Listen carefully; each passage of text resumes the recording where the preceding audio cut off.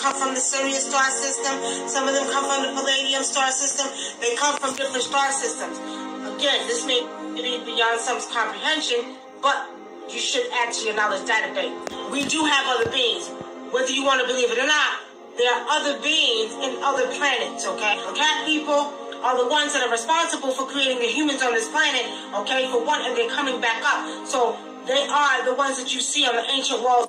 Start to connect to the Lyran people. I just imagine they look more cat-like, you know, and I see them, my beloved holy ones, and we're so peaceful, like the movie Avatar.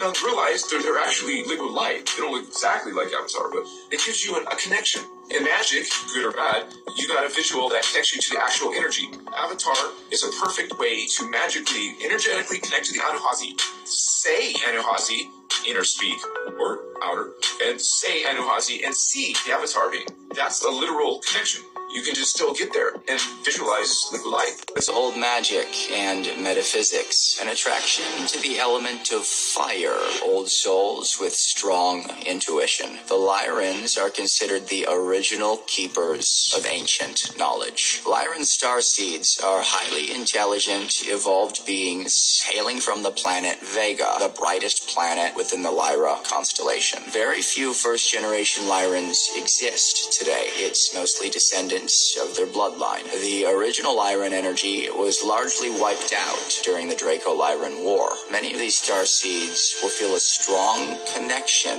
with the term old soul. Overall, these are generally beings who love Earth, history, and being human. Lyran starseeds are often ones who trust the flow of life. The Lyra constellation, Vega Star.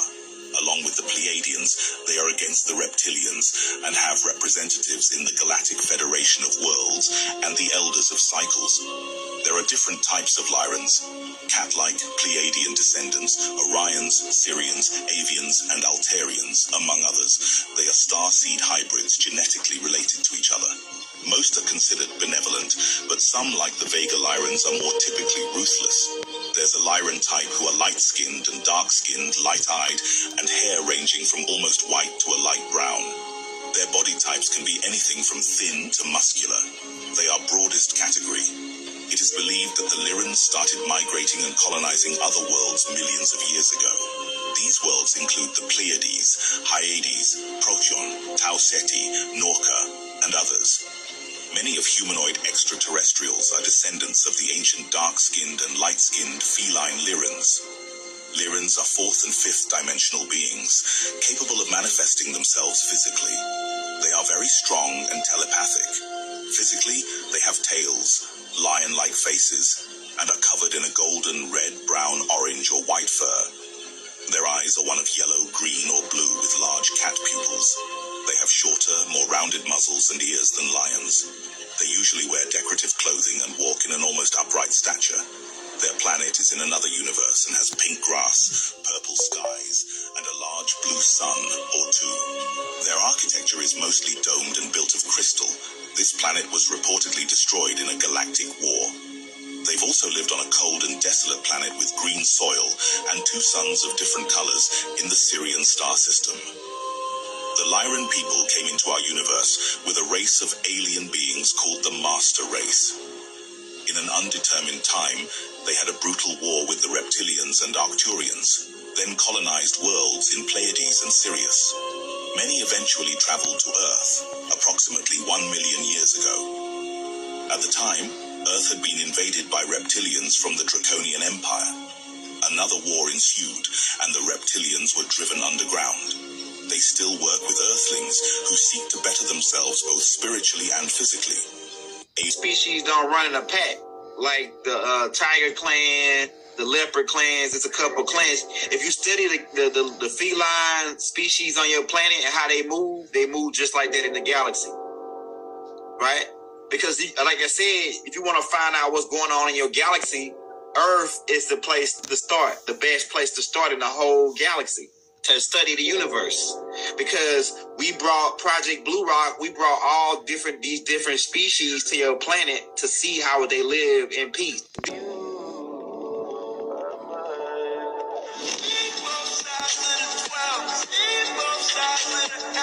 Free smoke, rich in their house. Streets, no crime,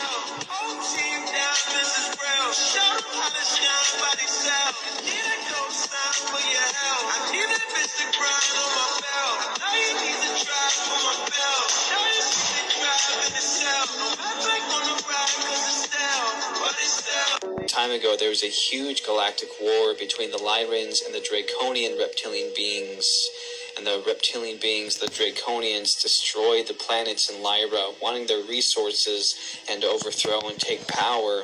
And even some Lyrans betrayed their own people for money and power and status.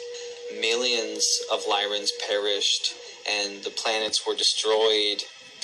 The refugees that survived migrated to different constellations within the galaxy, such as the Pleiades, Sirius, Andromeda, Centaurus, and even Orion. All Pleiadians are descendants from Lyra.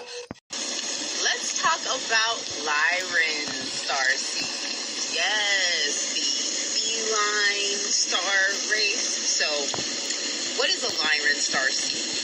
A Lyran starseed actually is from the 12th dimension. And, you know, if you're somebody who really embraces cats, like if you have an affinity to the goddess Sekhmet or Bastet, or if you've just always kind of had, like, you know, different feline spirit animals, whether they're like lions or leopards, that kind of stuff, or tigers, it's very likely that you might have an affinity with the Lyran constellation.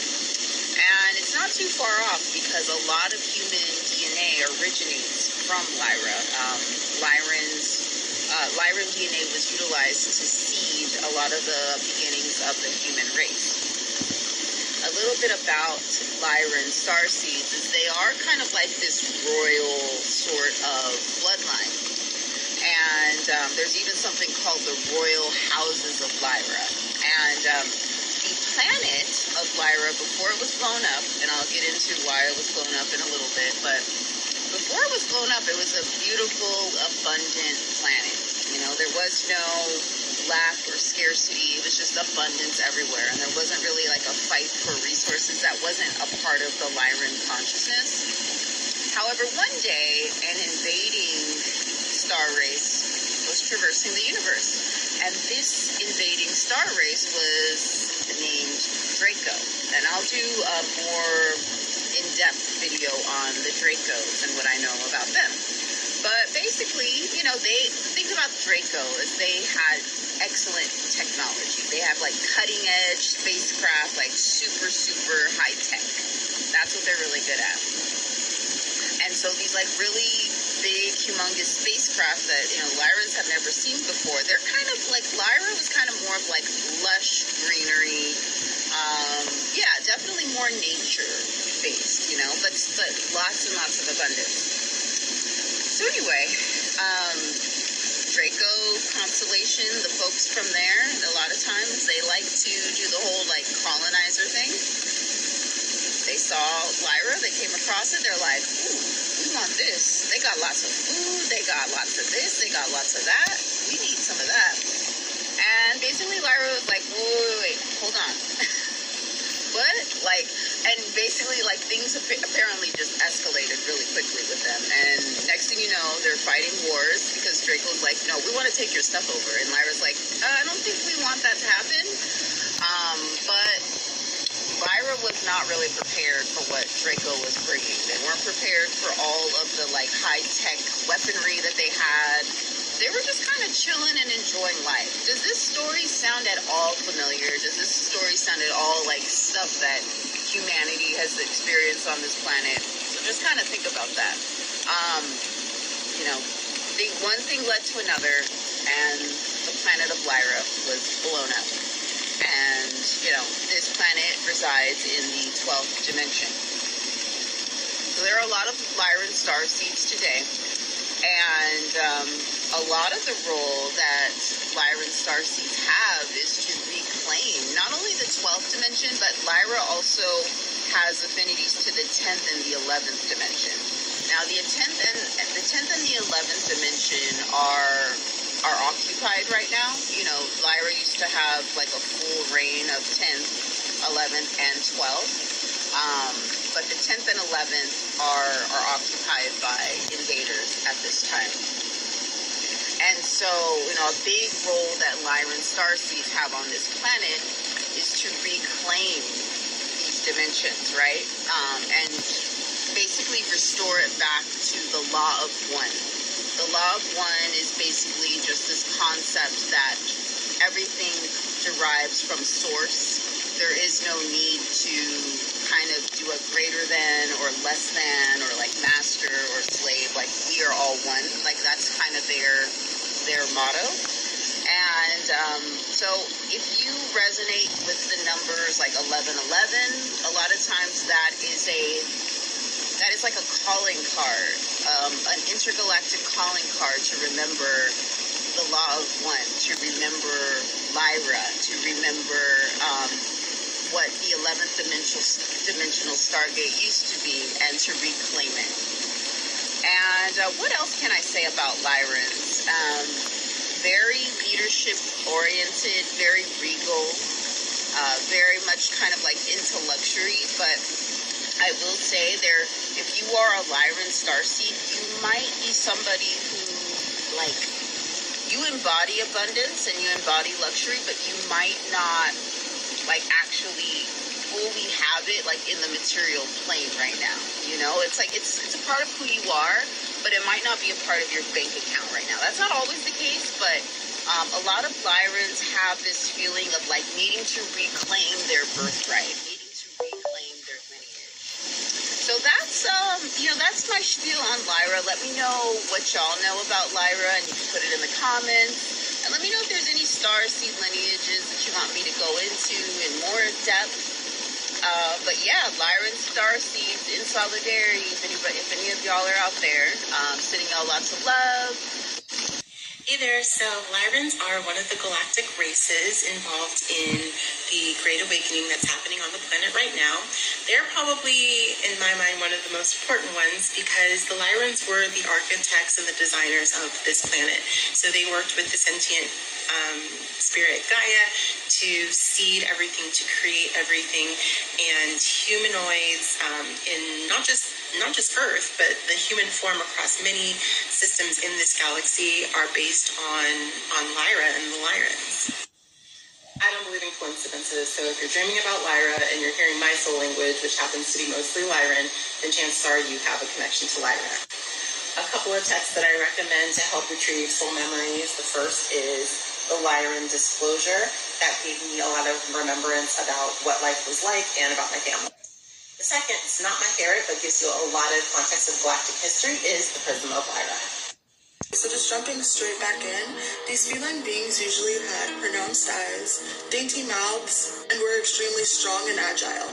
The feline Lyrans are an extremely loving and peaceful race of ETs, and they lived in perfect harmony for many years on their home planet until the Great Galactic War between them and the reptilians. Many lives were lost in this war, and their home planet was destroyed in the process. Many Lyrans did flee from their home planet, while others were reincarnated and redistributed as energy into different star systems like the Pleiades, the Orions, the Vega star system, and the Andromeda. Lyrans now exist from anywhere from the 4th to 12th dimensions. Lyrans first came to Earth about 22 million years ago, bringing the elements of fire with them. Their stay was very brief, though, as they continued traveling to other star systems and galaxies, just in the creation of life within these planets. However, they did return in 15,000 BC. In part 3, we're going to find out why that was. Hey, so you know when you get that itch that you just really need to know what else is there inside of you? Well, that happened to me the other day, where I was feeling like, I've been feeling that there's just like something that I feel like that is like missing from the knowledge that I have right now that can really be beneficial. And so I had some time the other day and I heard a voice say to me to watch something about Lemuria.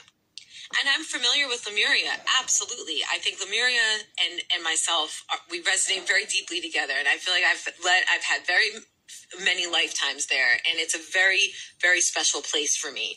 And the Lemurians, they love crystals, and you know how I feel about crystals. And so I watched this video, and it's an amazing video about what's happening now, what's going to happen in the future by this woman named Donna Carol Martin.